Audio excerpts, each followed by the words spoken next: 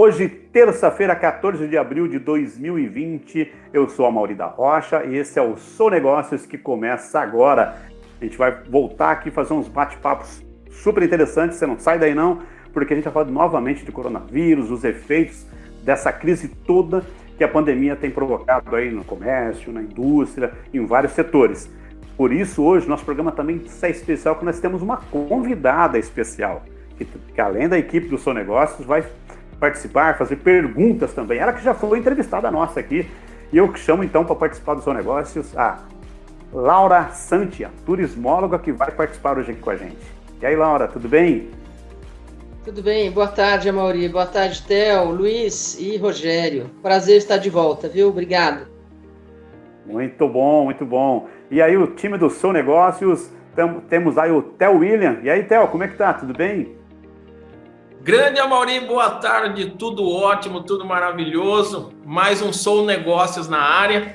E é um prazer estar aqui falando com o nosso internauta, com esse timaço, com um convidado super especial e uma convidada muito especial também, a Laura. É um prazer estar aqui mais uma vez.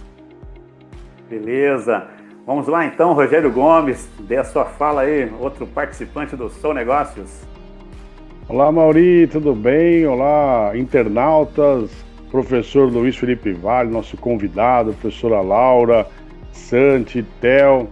Que bacana, hoje vai estar apimentado o nosso programa aqui, falando de questões do corona ligado a negócio, ligado à política, ligado à ciência. Vai estar divertido o negócio, segura aí que vai ser legal. Pô, legal. Muito bem, Rogério, muito bem. Eu vou apresentar aqui então o nosso super convidado, aí, nosso entrevistado de hoje, que ele é geógrafo, ok? Tem com extensão em ciência política, tem especialização em docência e ensino superior, tem mestrado em linguagens, mídia e arte, é professor das disciplinas de geografia e atualidades e também de ciências sociais em saúde, comunicação e relacionamento interpessoal. Ele é professor do Centro Universitário de Jaguariúna, da Unifage. Tá? Ele também é escritor, olha só, ele tem um livro chamado Medo. Mas quer dizer, Mistério Extraordinário da Defesa e da Ordem. Estou falando de Luiz Felipe Vale, que vem participar hoje aqui do Sou Negócio. Seja muito bem-vindo, Luiz Felipe. Olá, Mauri, boa tarde para a Laura, boa tarde para o Rogério, boa tarde para o Theo. É um prazer estar aqui hoje junto com vocês. Infelizmente falando sobre um assunto não muito agradável, né? Está trazendo aí algumas dificuldades, mas na expectativa da gente construir uma experiência positiva a partir de tudo isso aí. Legal, eu já vou começar aqui com algumas... Maurício, se você me permitir aí, eu já vou começar aqui com uma notícia que eu vi hoje na UOL, aqui na Globo também, né? Falando que em São Paulo, no Brasil, os casos de Covid já podem estar em 225 mil, né? Quer dizer, falando de subnotificação. E a pergunta que fica é assim, essas notícias elas circulam nas redes sociais, internet, Twitter, né? Mas ela acaba não aparecendo muito nas redes de grande circulação, né? Na mídia aberta. E aí a gente já fica pensando, poxa, essa subnotificação, né, de casos e o aumento de casos também de internação por síndrome aguda respiratória, né, que é maior já em São Paulo do que todo o ano passado. Então, por que será que está acontecendo isso, né? Que o Luiz pode nos ajudar a entender tudo o que está acontecendo nesse momento. E você que fez, Luiz, também um estudo tão bacana para Jaguariúna, para tentar ajudar também no entendimento da população que a gente está passando hoje. Rogério, você tem razão. A questão hoje aí da informação, da maneira como ela circula, da maneira como ela trafega, não só pela imprensa convencional, né, que faz parte aí de uma geração hoje de pais, de mães, até de avós, de avós, ela vem cada vez mais sendo substituída por um veículo da internet, onde as informações são muito mais voláteis, muitas vezes acabam ficando descoladas de uma comprovação mais assertiva, né, de uma comprovação mais científica daquilo que é divulgado.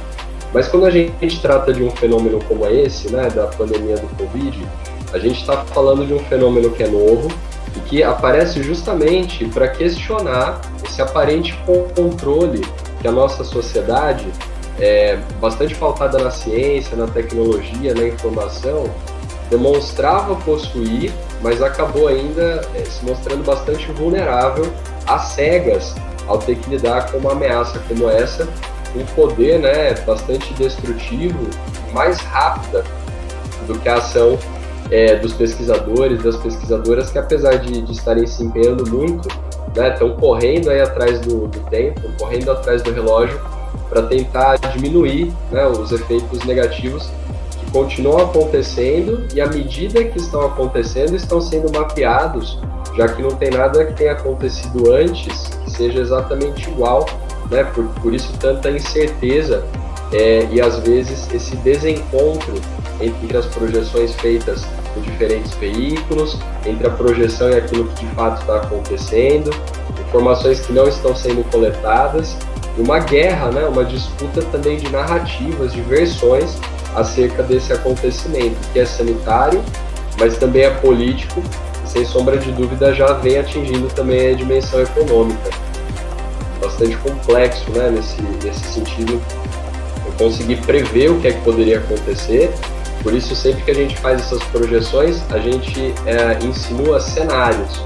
Então, como seria a curva de contaminação sem quarentena, com quarentena, numa população mais jovem, numa população mais idosa?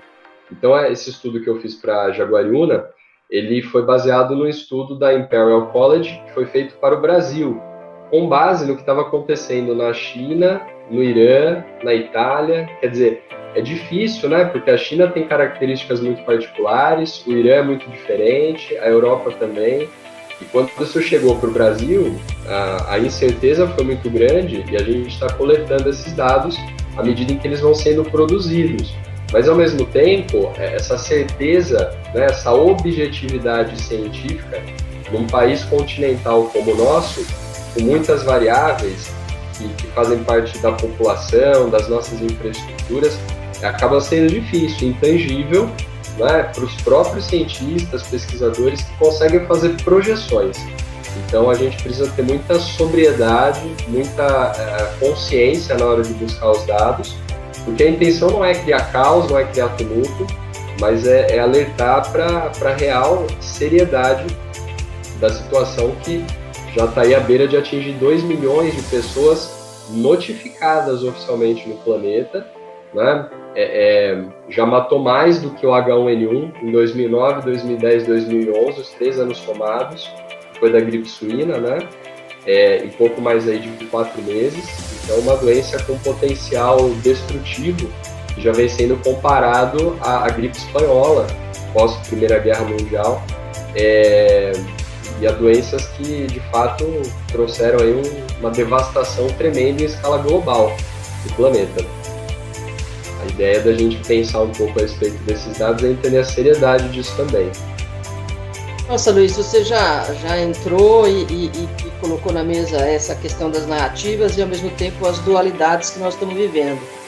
Uma delas, sem dúvida, é esse olhar sanitário, esse olhar de saúde, que hoje no Brasil está sendo contraposto de uma maneira talvez até não muito inteligente com a questão econômica. Será que a gente está tendo muitas mortes, muitas notificações, mas poderia ter sido muito pior sem a quarentena?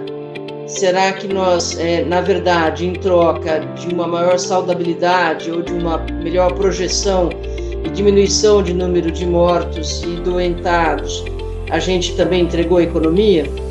E eu queria, além de colocar essa dicotomia no ar, eu queria comentar com você, dada a sua especialização, o seu mestrado e a sua análise, que a gente pensasse um pouco agora na questão econômica.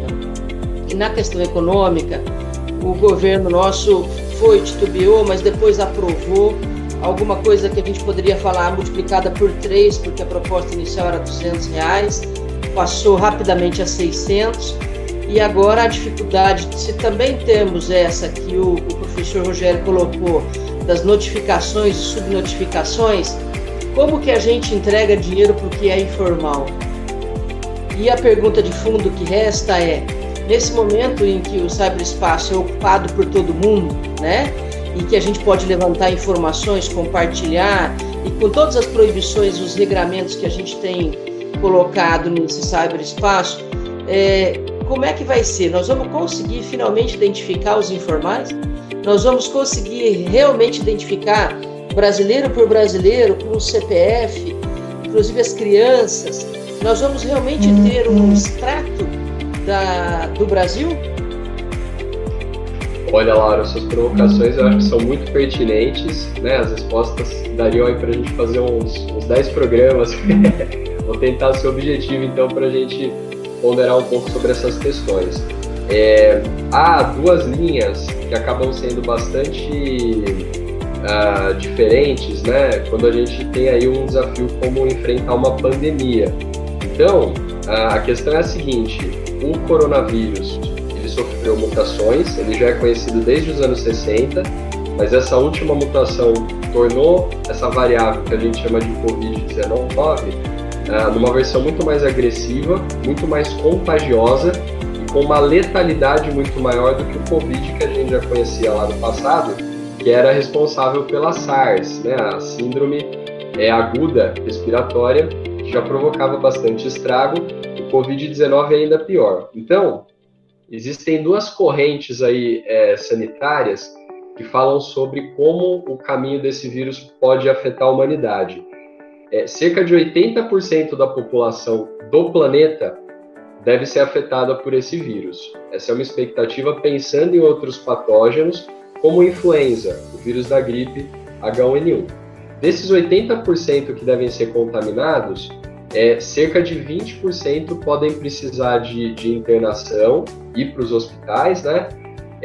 E metade desse grupo que precisa de hospitalização pode necessitar de UTI. Então, tem duas linhas que podem ser seguidas.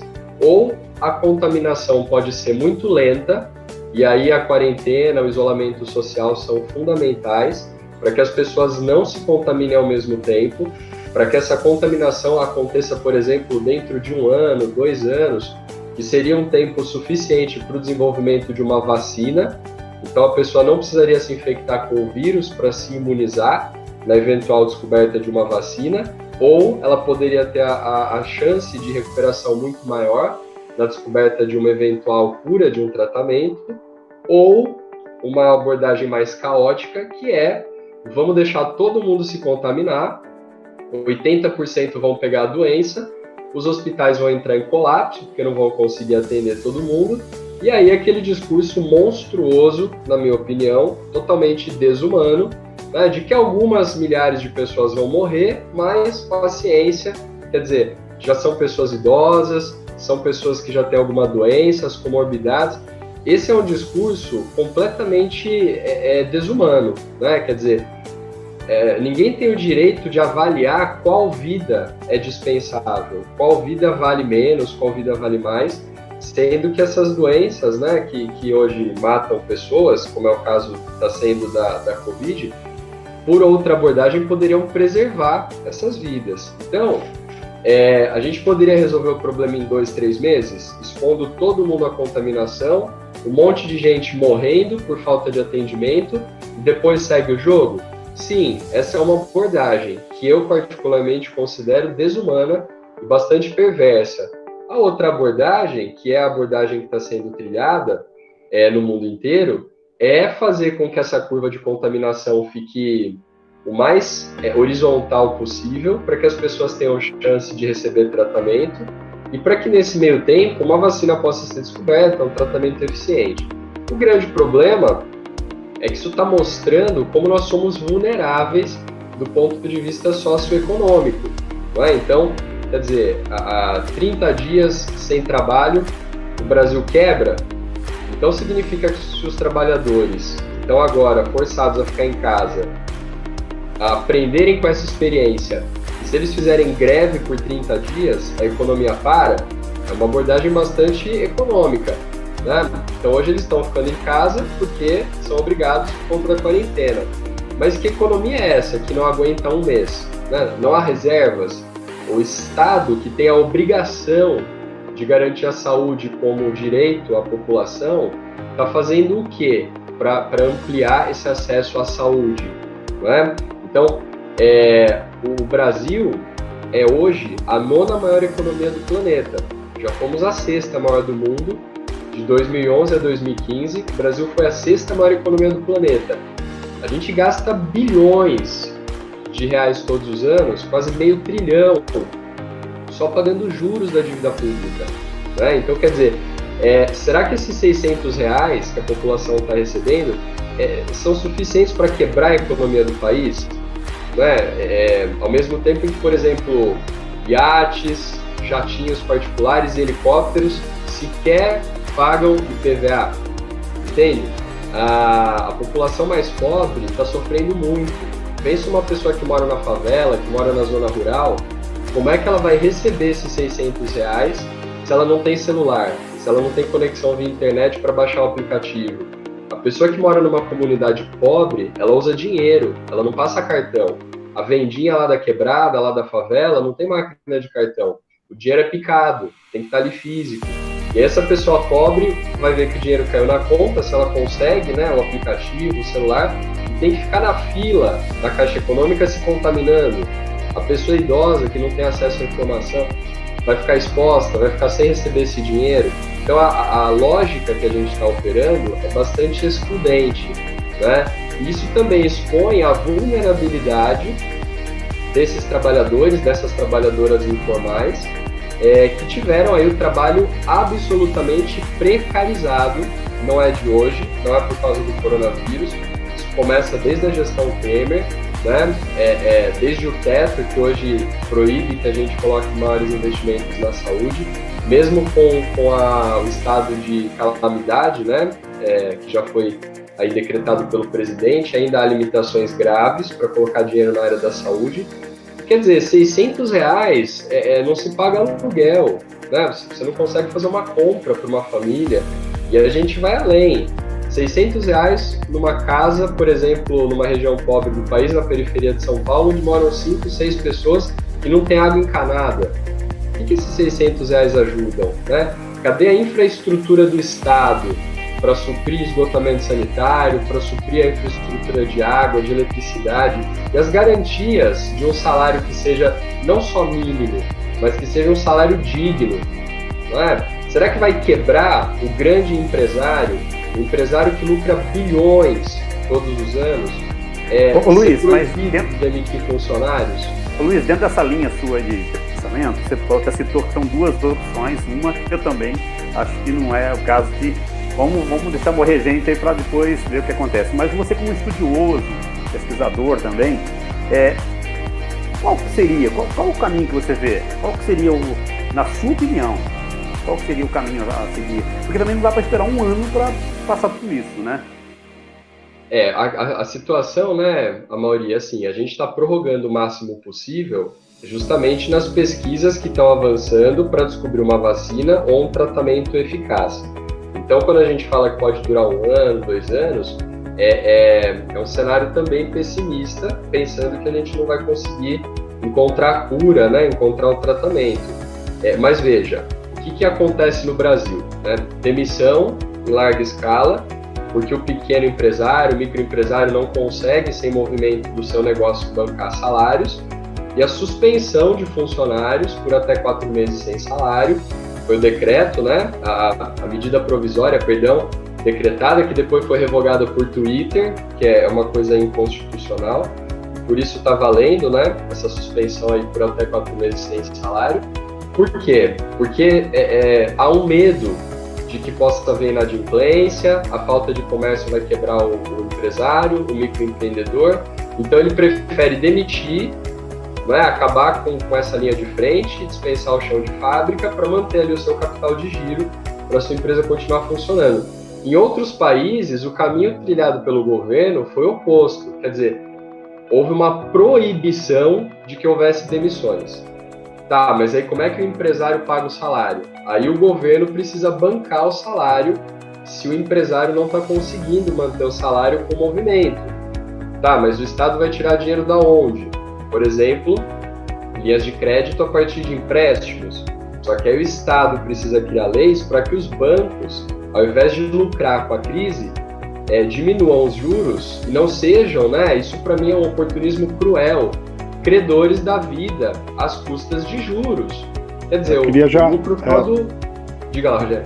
Eu queria até entrar nesse ponto, eu acabei de falar com uma empresária agora, numa outra reunião, que a gente tem um clube fomento aqui na região de empreendedorismo e tal, a gente estava conversando com uma empresária, eu indiquei para ela o Sebrae para que ela pudesse tirar algumas dúvidas, né, de como, de repente, ter uma linha de crédito. E olha que doido que está acontecendo com o sistema bancário, que é o que você falou, e eu já coloquei na rede social no final de semana também, né? Ela é correntista de um grande banco, não vou ficar aqui fazendo propaganda de banco nem positivo nem negativo, mas é correntista de um grande banco, né? Que não é público. E aí ela não tem a folha de pagamento. Eles têm uma loja no shopping center e não tem a folha dos funcionários da loja nesse banco. E o banco, para liberar o dinheiro que é do BNDES, que é um sistema de BNDES, para poder fazer o pagamento, que é o governo pagando parte do salário, o banco não libera isso e quer oferecer para ela um desconto para que ela leve os benefícios de ter o pagamento pelo banco. Então isso é lucrar com a desgraça da pessoa, né? Você vender aspirina para quem está com câncer, sabe que negócio assim? O cara vai comprar qualquer coisa. É tão absurdo, né? Mas eu queria... você falou disso, eu já lembrei do caso dela que a gente conversou agora há pouco, né? Mas será que a gente... E eu fico pensando no empresário, a gente olhando pro lado do empresário, acho que o Theo também vai falar dessa parte aí também. Mas é assim, olha a agonia do pequeno empreendedor, que é aquele cara que a gente conversa o tempo inteiro, que o cara não sabe se abre, se não abre, se ele é a favor, se ele é contra, até porque as informações no país estão totalmente divididas. A gente está vivendo, na minha opinião, o que a gente viveu numa eleição, né, de fla-flu, né, daquela torcida de a favor ou contra, né, num problema de saúde, um negócio muito científico do que político, né? Tudo bem, envolve político também. Eu tô na vida. E aí os meios de comunicação, e aí é um pouco da minha área, a área do Amaury também, né? Os meios de comunicação, eles vivem de audiência, né? Eles vivem de vender matérias, vender coisas para audiência. E também trazer o patrocínio. Então, assim, se eu não tiver audiência, ninguém lê o que eu estou publicando, meus patrocinadores também não vão inserir publicidade no meu meio de comunicação. Dito isso, aí começa aquela situação de que, poxa, o que eu defendo na minha mídia, né? O cara tem que ter um cuidado danado dos meios de comunicação, porque se ele radicalizar por um lado, ele está falando de 30% da população que vai abominar o meio de comunicação dele. E se ele radicalizar por outro, ele também vai ter 30% de população que vai abominar o veículo de comunicação dele. E eles ficam nesse meio termo. Então, quando a gente fala que está tendo muita informação, que nós estamos fazendo aqui, e com a liberdade que a gente tem de poder falar num canal aqui particular, num pequeno programa, as grandes mídias não têm essa liberdade, porque isso é dinheiro, né, que eles estão competindo. Então, por exemplo, né, como fica o empresário, aí eu acho que a Laura, o próprio Amaury, o Theo pode contribuir também com o Luiz, nessa situação de não saber o que vai acontecer. Nem daqui 15 dias, que essa é a preocupação da empresária que eu estava conversando agora, né? Ela falou, na sua opinião, Rogério, né? Quando volta ao normal? Eu falo, cara, ninguém sabe isso, né? E a gente não está sendo informado o que a gente tem que fazer para voltar logo, né? Não existe uma unidade de comunicação no país dando credibilidade para quem, na minha opinião, quem tem que ter credibilidade agora é cientista, é o cara pesquisador, é o cara o médico, né? Da área da saúde que vai falar assim, vocês têm que fazer isso aqui, tá bom? Né? É como se a gente fosse terminal numa clínica lá e o cara vai falar, amigo, é o seguinte, você vai parar de fumar. Se você não parar de fumar, você vai morrer. Ele é muito assim, ele não tá preocupado se você fuma, se você... né? Assim como se você é cardíaco, o cara fala, você vai parar de trabalhar, tá bom? O cara, mas eu não posso, minha empresa vai quebrar. Não, mas você vai parar de trabalhar, ou você vai morrer. Você escolhe, parar de trabalhar ou morrer. Então, talvez esse cara que insensível com o mercado, que são a área da saúde, é que deveria estar ditando a norma, na minha opinião. E aí a gente fica como empresários sem chão, né? A gente não sabe para onde ir, né? Então eu queria até jogar isso aqui, esse calor aqui na discussão, para ouvir um pouco o Theo, também ouvir a Laura e você, Luiz. O que vocês acham dessa situação empresarial? Tá bem isso aí. Aquele ditadão popular tá bem isso aí. Se correr o bicho pega, se ficar o bicho come. Tá dando essa impressão. Né? Porque a gente não sabe para que lado vai. O que faz? O que eu faço? Trabalho? Defendo a saúde? Não defendo a saúde, né? Eu acho, Amaury, até complementando um pouquinho aí da sua metáfora, né? O que acontece? A população rachou o discurso e acabou criando uma dualidade que é assim, ou eu morro de fome ou eu morro por causa do coronavírus. morro de fome se não trabalhar e morro de coronavírus se for trabalhar. Só que não é assim, existe uma terceira via, né? Então, Rogério, a orientação, o que a gente tem que fazer para isso acabar logo? A gente tem que evitar que a contaminação atinja a fase aguda e dar tempo para que a vacina seja desenvolvida, para que o tratamento eficaz seja realmente aí confirmado. A partir do momento que a gente tiver uma campanha de vacinação, tiver um tratamento sólido, que não é especulação, né, sobre um princípio ativo do meu sócio, do meu camarada de eleição, que é do laboratório X ou Y, a partir daí a gente começa a voltar para a normalidade. Só que leva tempo. E no Brasil, o que está acontecendo? Os pequenos, especialmente os informais, os desempregados, as pessoas que trabalham com salário mínimo, as pessoas que são terceirizadas, esses estão sofrendo ainda mais. Enquanto os grandes, que são os banqueiros, são os acionistas de grandes empresas, estão mobilizando o povo para ir lá arriscar a vida com o discurso de que se ele não trabalhar ele vai morrer de fome, quando na verdade esses grandes empresários, bilionários, né, que têm centenas de milhões de reais de lucro aí todo ano, estão preocupados em proteger o próprio lucro. Então, na minha visão, o que deveria ser feito é o oposto. É hora de quem tem muito pagar um pouco dessa fatura. É óbvio que para a pessoa informal, para o motorista de aplicativo, para quem tem um pequeno comércio, para quem vende lanche ali num trailer, para quem faz o atendimento em casa, não ter a possibilidade de trabalhar implica, sim, em não conseguir pagar o aluguel, e não ter dinheiro para comprar comida. Agora, é nesse momento que o Estado tem o dever, o Estado serve para isso, de fazer uma intervenção econômica e subsidiar esses trabalhadores. A renda básica, os R$600, que já é uma ideia do Eduardo Suplicy de décadas, né? Ela serve para não deixar a economia parar totalmente. E aí você tem uma adaptação, uma migração, né, do comércio aí para o delivery. Os serviços essenciais precisam necessariamente continuar funcionando, exatamente para manter esse sistema baseado na produção e no consumo funcionando. E aí a pergunta é, mas quem é que vai pagar a conta? Poxa, será que não é a hora da gente falar de tributar grandes fortunas, de criar um IPVA para jato, para helicóptero, para lancha, né? De parar de criar essa isenção para a indústria da fé? Um dos 58 bilionários do nosso país é pastor. Isso para mim é uma coisa que não faz o menor sentido. Os lucros exorbitantes dos bancos, por que esse dinheiro não pode ser usado, né, ao invés de continuar financiando o banco, ao invés de continuar financiando esses empresários que já têm dívidas enormes com a União? Por que esse dinheiro não é repassado, redistribuído exatamente para acudir por 2 meses, por 3 meses, que seja por 6 meses, esse pequeno produtor, esse pequeno empresário, esse trabalhador informal, essa pessoa que está desempregada? E aí a gente vê que não é que a conta não fecha, é que o governo foi totalmente instrumentalizado e está a favor dessas grandes empresas, dessas grandes corporações, desses grandes bancos. E não é à toa que tem empresários hoje governando o Estado, governando o município, legislando dentro do Congresso. Só que Estado não é empresa, Estado não visa lucro, Estado visa garantia de direitos constitucionais. É a vida acima de tudo, não é lucro, né? Então vai quebrar o país. Depois o Estado dá um jeito. O Donald Trump anunciou aí uma injeção, né, de 3 trilhões de dólares na economia do país. Isso aprofunda a dívida pública, isso pode gerar inflação, isso vai criar um déficit orçamentário que pode perdurar nos próximos 10 anos. Mas não importa, porque a vida das pessoas é que tem que ser protegida. A questão da dívida pública, do problema econômico, depois você corre atrás. A pessoa, quando morre, já era, você não consegue trazer de volta.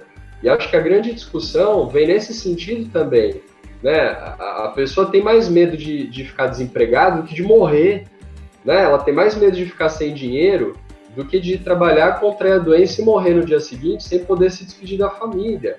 Então olha o grau de paranoia e de desumanização que o nosso sistema econômico trouxe para a população. E para não explicitar esse caráter perverso, vem uma narrativa de que não é bem assim, de que está tudo bem, de que o brasileiro pula no esgoto e não pega doença. São mais de 300 mil internações por ano por conta de problemas aí higiênico-sanitários, né? De que, mas a pessoa morre porque o pneu estourou na cara, colocou que é o Covid-19. O Dória está colocando todo mundo que tem qualquer sintoma como Covid, quando na verdade é o oposto. A gente volta à discussão inicial. As subnotificações são altíssimas, né? Só em São Paulo foram quase 600 profissionais da saúde, do Albert Einstein, da Fiocruz e do Sabin, médicos, médicas, afastados com o coronavírus. Então, imagina, só de médicos, né? São mais de 40 mil exames em São Paulo esperando confirmação do exame. Então, a situação pode ser muito mais grave. E o prejuízo econômico, por maior que seja, ele é reversível, né? A questão nós vamos onerar ainda mais o trabalhador, o micro e o pequeno empresário, e ficar defendendo os interesses de quem lucra com a crise, ou chegou finalmente a hora do trabalhador, do microempresário, de quem produz emprego, quem produz trabalho, perceber que o Estado deve governar para a população e não para esses grandes agentes financeiros. O momento de reflexão nosso é esse, mas a imprensa não quer que a gente tenha essa reflexão agora. Mas é verdade, viu, Luiz? E esse debate, né, que você está propondo, falando, eu acho que também não tem que ter essa dualidade, não tem que achar que é esse caminho, tá definido, porque também não está nada definido, né? É bem difícil de saber qual caminho a seguir nesse momento tão difícil. Eu queria até que meus colegas aí também colocassem as suas posições, suas opiniões aí, a Laura, o Theo também. Depois da eloquência do Luiz, é até difícil intervir, né? Eu venho de uma família de pequenos empresários, né? Meu pai tem no seu histórico de vida 2 falências, sem falar que ele também foi gerente de banco, né? Mas a verdade é que cada um de nós em casa foi muito bem instruído no sentido de que dinheiro não dá em árvore. E mais tarde, quando eu fui fazer faculdade de economia, depois turismo, né? A gente aprende lá na contabilidade o princípio das partidas dobradas, né? A história de que a cada débito corresponde um crédito de igual valor e vice-versa, né? Me assusta que ainda a gente tenha algumas excrescências no nosso processo nosso processo fiscal, nosso processo de cobrança de impostos, em que a gente ainda tenha coisas que sejam isentas, segmentos que sejam isentos, e todo esse questionamento. Mas a verdade é que, quando a gente fala em dinheiro, se a gente tiver clara essa perspectiva, a gente voa menos e consegue ser mais focado. Eu às vezes ouço, não só você, Luiz, mas muitos amigos falarem sobre a questão da dívida pública, principalmente a interna, e essa dívida pública está em grande parte na mão dos pequenos poupadores, daquelas famílias, daqueles senhores e senhoras que estão aí ao redor dos seus 50, 60, 70 anos, ou um pouco mais, se tiverem a graça de viver até essa idade, e, na verdade, eles colocam suas economias, né, e atrelam a Tesouro Direto, né? Eu acho isso o máximo, chamar de Tesouro Direto um título da dívida pública, né? Eu acho engraçado, não, eu aplico em fundo, na verdade o fundo é um fundo lastreado no Tesouro Direto, e assim por diante. Ou seja, quando a gente fala, e eu aprendi isso no meu mestrado, né, que não existe mais decisão linear, toda decisão ela é complexa, e ela traz sobre si todo um efeito dominó de repercussões e consequências, e a gente às vezes quer ser um pouco mais objetivo, retilíneo, e propor soluções muito objetivas para problemas muito complexos. E eu vejo que hoje o país está nesse nível, e a gente tem mantido esse questionamento.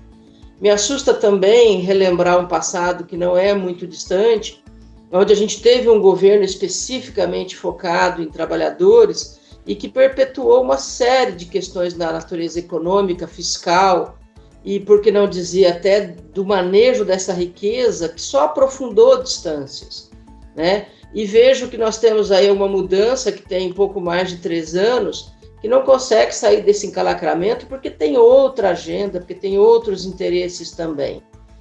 Por outro lado, fico muito preocupada à medida em que a gente tenha sempre refutado ações, né? Na minha família tem uma outra coisa que é grave, que eu reconheço, que é não se meta com política, porque isso é coisa de gente que não presta, e a gente vai se deixando levar exatamente por esse tipo de pessoa. Então, a hora que chega num momento como o de hoje, eu me questiono disso tudo que você falou hoje, Luiz Felipe, mas me questiono também da nossa incapacidade de transformar uma indústria de álcool em gel, de uma indústria que tem uma produção de algodão absurda e não ser capaz de construir máscaras, né? Eu me questiono de uma empresa de pesquisa, como a gente tem, diversas no Brasil, a gente criou até uma empresa para criar um trem-bala, né? E ao mesmo tempo a gente não é capaz de criar uma molécula sequer para fazer um exame de saúde para poder justamente diagnosticar se tem Covid ou se não tem Covid. Ou se o cara morreu de uma herpes pneumonia, como sempre se morreu nesse país. E a gente fica refém de estudos feitos em outros países, porque aqui a gente ainda tem um processo de pesquisa muito mal ajambrado, onde a gente se preocupa muito mais em ficar divulgando em revista Qualis do que, de fato, dar resultado pela pesquisa. Então, assim, eu não discuto mais a questão da grana, eu não discuto mais a questão se nós devemos ou não taxar grandes fortunas. O que eu questiono é o que a gente já faz com o dinheiro que a gente arrecada, que não é pouco. Então, nesse sentido, me preocupa muito. E acho que essa ideia de dar R$600, isso é dar mesmo, R$600, isso é a fundo perdido, né? De um dinheiro que você não pode ligar a maquininha para fabricar, pura e simplesmente. Será que nós finalmente vamos conhecer o brasileiro? Será que esse brasileiro vai finalmente entrar numa estatística? Será que finalmente a gente vai saber a quanto monta realmente essa quantidade de pessoas? E nós vamos realmente conseguir distinguir os brasileiros para que a gente possa realmente ajudá-los? Porque até nisso, Luiz Felipe, eu confesso, fui perdendo um pouco a crença. Então, assim, eu acho que o pequeno empreendedor, que é um pouco o foco que a gente sempre trata aqui no Sou Negócios, como é que ele vai ficar? E eu me assusto muito quando eu vejo o próprio Sebrae dizer que 600 mil empresas já fecharam. Eu já ficaria feliz, Luiz Felipe, se a gente conseguisse superar também uma burocracia nessa área, que é dessas pessoas poderem dizer o seguinte: olha, para mim deu, eu quero fechar e eu não vou pagar essa dívida que está aí, mas eu vou fechar esse CNPJ e não vou carregar uma dívida no meu nome. Então, assim, cara, a gente precisa discutir mais, porque realmente tem muita coisa para mexer nesse país, muita coisa. Então, meus caros, vamos lá, Luiz. Não, ia reforçar que concordo, né, e que essa dimensão continental que o Brasil possui dificulta bastante esse processo.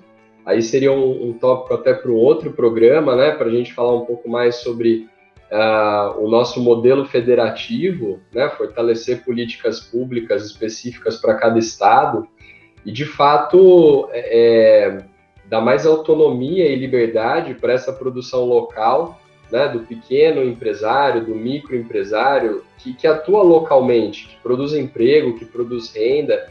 E essa questão da renda única, Laura, talvez, né, eu entendo perfeitamente o que você fala, concordo com você em vários aspectos, mas talvez seja justamente esses R$600 que estão vindo, né, de dinheiro público, que é a dívida, que é o dinheiro que está ali parado da pessoa idosa, o dinheiro da aposentadoria que alguém que vai falecer nunca vai poder usar, da previdência, mas é justamente a chance de fazer esse dinheiro oxigenar a economia, né, para que pelo menos o comércio local, os serviços ali numa escala menor possam continuar funcionando, a mensalidade da escola, o valor da internet, o aluguel, a compra do mês, mas é um funcionamento bancado, né, com esse dinheiro que poderia, sem sombra de dúvida, ser muito melhor investido.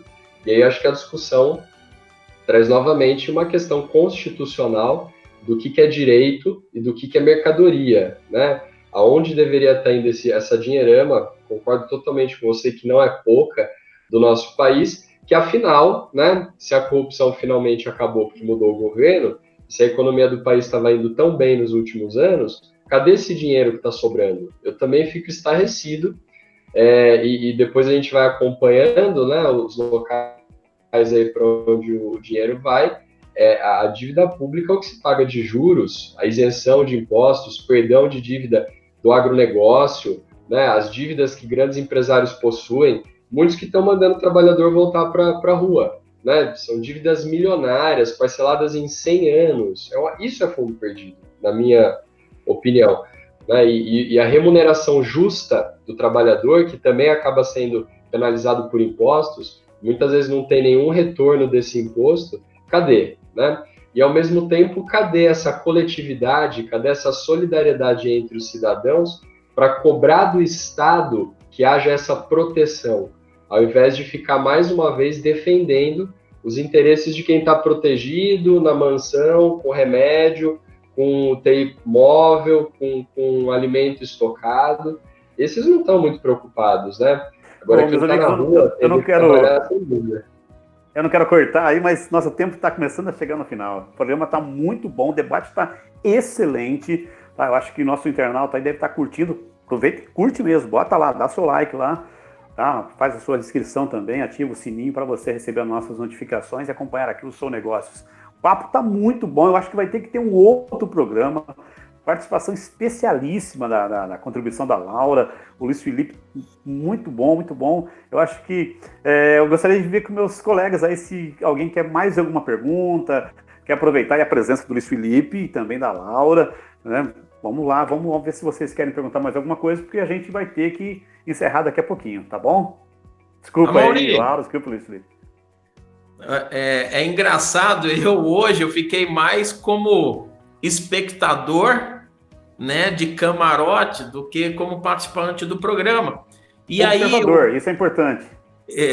Porque assim, o que me vem à cabeça, e aí eu vou mudar um pouquinho o tema para falar de comunicação, e eu gostaria que o Luiz fosse breve em algumas respostas.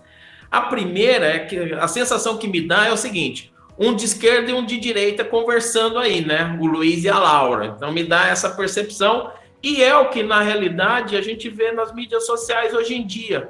A gente acaba vendo correntes distintas e ideológicas discutindo o mesmo tema sobre o ponto de vista político. Então, como que ele enxerga essa questão da comunicação nesse sentido? Esse é o primeiro. O segundo, como que ele vê um tema tão complexo se encerrar numa simples frase, fique em casa, né? Como que ele avalia isso, que o tema é de extrema complexidade.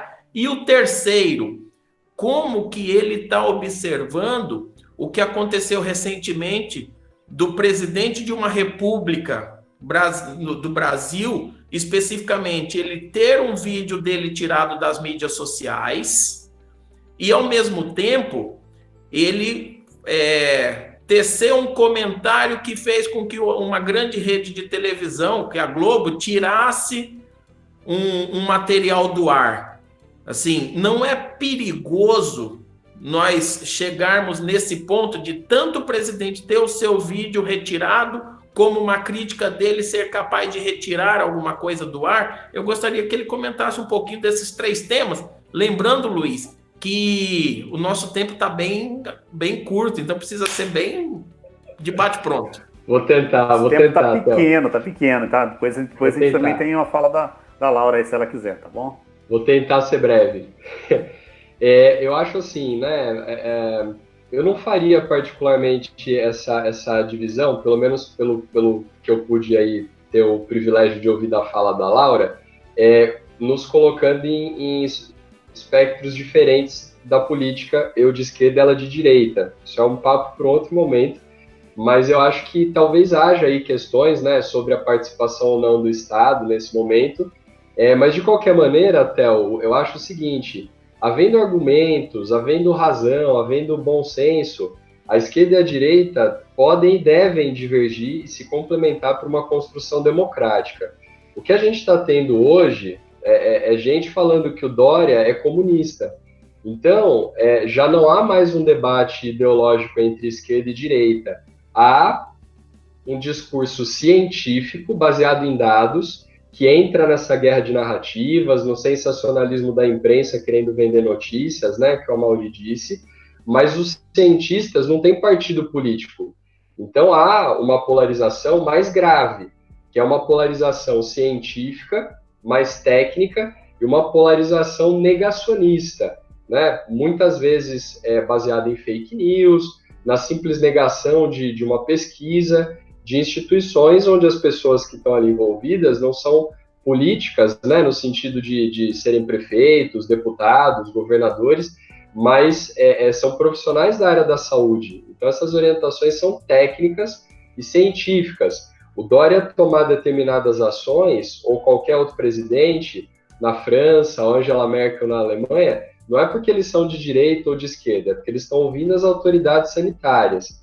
Então, acho que a gente avançou um pouco aí nessa disputa ideológica, estamos retrocedendo, porque até a ciência está sendo questionada e colocada em pé de igualdade com o achismo.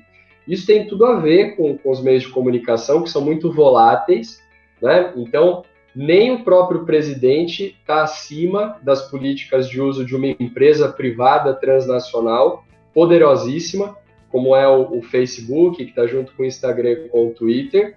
Tanto faz quem ele é, para essa empresa privada transnacional, ele viola uma política, o tweet dele é removido, a postagem dele é retirada, como ele próprio já fez outras vezes, quando viu repercussão negativa das próprias postagens, retirando do ar, e tirando do ar até uma campanha institucional, né, para que as pessoas voltassem a trabalhar nos moldes da fatídica e fracassada campanha lá na Lombardia, né, que chamou de volta os trabalhadores para a rua e piorou gravemente a situação ali no país. E essa disputa de narrativas deixa as pessoas muito inseguras com relação às autoridades. Particularmente, eu acho que ainda mais grave, né, do que retirar do ar a versão de uma história, censurar um tweet, é a abordagem policialesca, militarizada, que levou ontem, se eu não me engano, uma cidadã que estava ali numa praça em Araraquara a ser presa. Então, quer dizer, uma questão sanitária de saúde muito rapidamente vira uma questão de polícia, e aí você vê como a guerra de narrativas é volátil. Pessoas que estavam até ontem defendendo a volta da ditadura, acusando o Dória de ser um ditador, porque ele autorizou dar voz de prisão a pessoas que desrespeitassem o toque de recolher, né, da quarentena.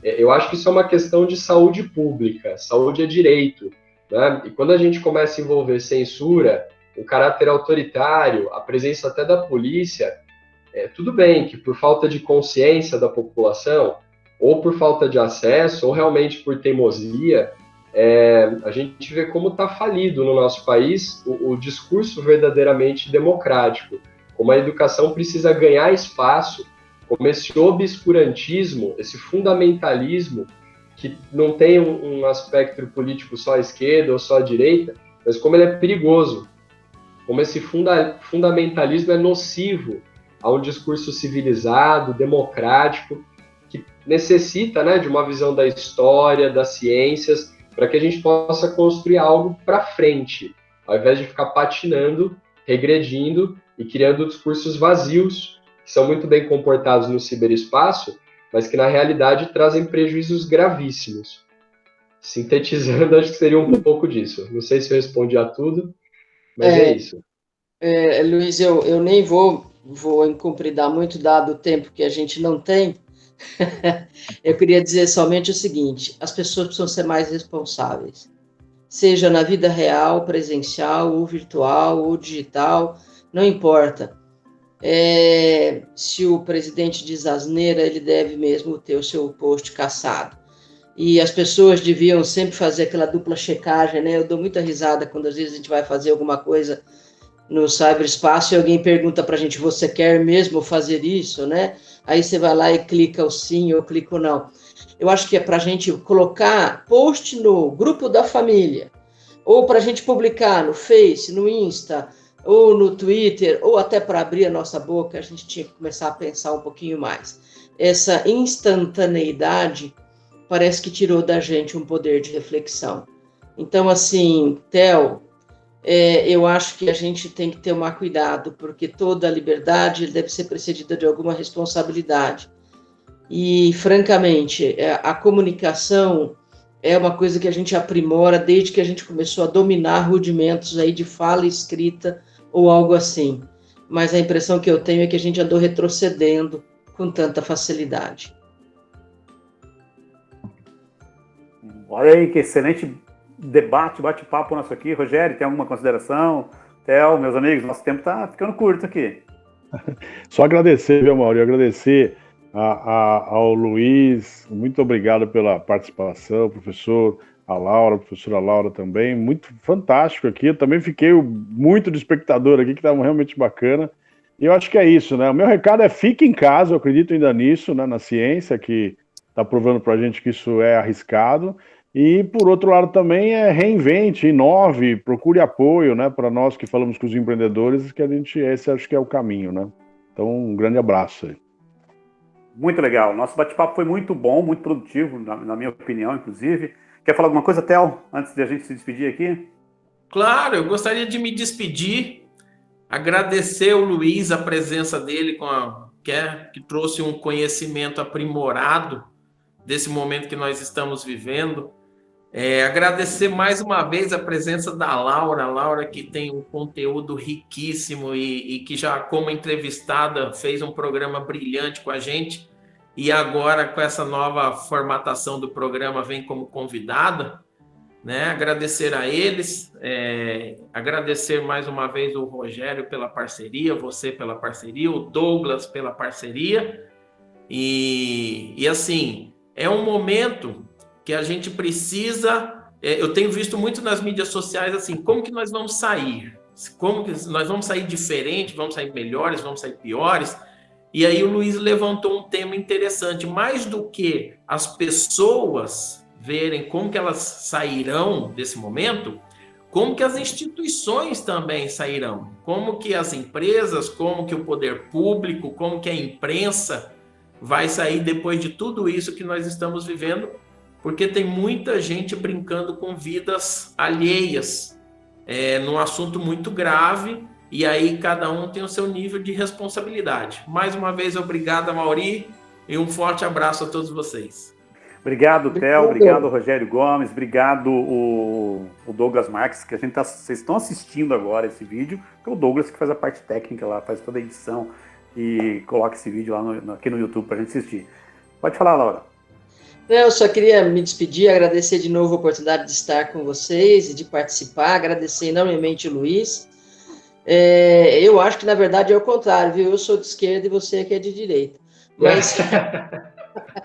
Mas, por outro lado, eu queria muito que a gente dedicasse agora esses novos 15 dias de quarentena a planejar como é que a gente vai sair dessa, porque eu concordo com o Theo. O mundo vai ter que ser diferente. Eu acho que a gente teve a oportunidade de pensar e de viver coisas novas, e mesmo empresarialmente falando, como disse o Rogério, está na hora da gente começar a rever as nossas posturas de vida, de sociedade e de negócios. Muito obrigado, viu? Boa tarde. Um abraço a todos. Obrigado, Laura. Laura, muitíssimo obrigado, Laura, pela sua participação mais uma vez, enriqueceu demais o nosso debate, nosso assunto, mostrou também que várias opiniões foram colocadas, e isso que é legal, é isso que é importante, isso que é democracia, é o debate, ninguém entendeu por um lado, a gente está com o objetivo de todos sairmos melhores, né, desse momento de crise, né? Mas isso, eu acho que essa que é a ideia que tem que ficar para você, internauta. A gente precisa pensar, a gente precisa melhorar. Em que sentido? Em vários sentidos. No comportamento, nos relacionamentos, pensar, né, como a Laura disse, pensar um pouco mais, né, antes de compartilhar, né, analisar, pesquisar, ler, que é muito importante. Então, isso enriqueceu muito o debate. Quero agradecer também a presença aí do nosso entrevistado, Luiz Felipe. Mais uma vez, obrigado aí pela sua participação. Olha, Mauri, foi um prazer enorme estar aqui, uma honra mais uma vez, né? Já conheço, já acompanho seu trabalho, do Theo também, o professor Rogério lá na Unifage. Oportunidade sensacional de conhecer a Laura, com certeza tem muita conversa ainda aí para a gente ter mais à frente, e é uma oportunidade desses embates, dessas reflexões. A crise sempre antecede, né, a mudança aí do paradigma, o que a gente chama na ciência como revolução. Então, que seja uma crise revolucionária para que a gente mude de fato as estruturas e que elas possam ser melhores, mais democráticas, mais responsáveis. Acho que tudo aqui hoje foi de extrema relevância e valorize, né, a liberdade, a vida, essa noção de coletividade, porque é nesse momento que a gente, não só individualmente, mas como civilização também avança. Isso precisa ser intermediado pela educação, pela consciência, pelo senso crítico, interpretação de texto, né? E nos sinaliza aí um caminho que vai ser longo, mesmo depois da pandemia. Se tudo der certo, se todo mundo colaborar, em breve a gente vai estar começando a superar. Os outros questionamentos é que vão indicar aí caminhos possíveis, e faço votos muito sinceros e fico sempre à disposição para que sejam caminhos democráticos, né, construídos com consciência, com cidadania. É para isso aí que eu estou na sala de aula, que eu estou sempre gastando aí tempo, energia, debatendo, discutindo, porque eu acredito muito ainda nesse poder transformador da educação crítica. E por isso estar entre vocês hoje foi um prazer enorme, porque me enriqueceu demais também nas reflexões e nas considerações. Muito bem, muito bem. É isso, o importante é o cidadão, o importante é a vida, né? Independente de essa ou aquela, acho que isso não é importante mesmo. Nesse momento, aliás, em outros momentos também, não é? Então, hoje a gente trouxe esse bate-papo aqui muito legal para você que no Sou Negócios, que a ideia é trazer assuntos do momento, no caso, a gente está discutindo essa crise, né, ocasionada pelo coronavírus e que tem afetado vários setores, e o nosso negócio é falar de negócios, né, de economia. A nossa alma aqui são os negócios. Mais uma vez, muito obrigado a todos que nos assistiram, a você internauta, e o Sou Negócios fica por aqui. Até a próxima.